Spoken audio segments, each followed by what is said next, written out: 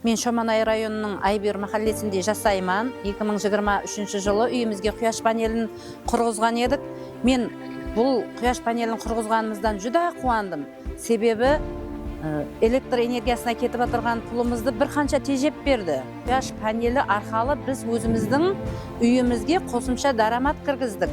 Және бір айтып мақтаныш етсем де болады, салық бөлімі тарапынан жеңілдіктер берілді. Сол жеңілдіктерден қазірде пайдаланып отырмыз. Бұл бір қарап тұрсаң апуай нәрсе. Ешқандай артықша нәрсе бізден талап етіп тұрған жоқ.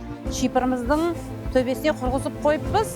Жаз айларында жүдә электр энергиясынан көп пайдаланатын уақытларында 300-400 мыңға шекемгі қажетті өзімізге ауыстырып береді. Өзі 3 киловатт қана құяш панелі.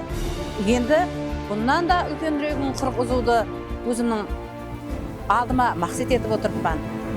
Бұндай имканиятлар үшін ең бірінші мәртебе мен президентімізге minnettarchilik білдірген болар едім. Себебі бұндай бастамалардың түп тикарында біздің халқымыздың күнделікті тұрмыс шариатын жақсылау, олардың имканиятларын еледе күшейту жатырыпты.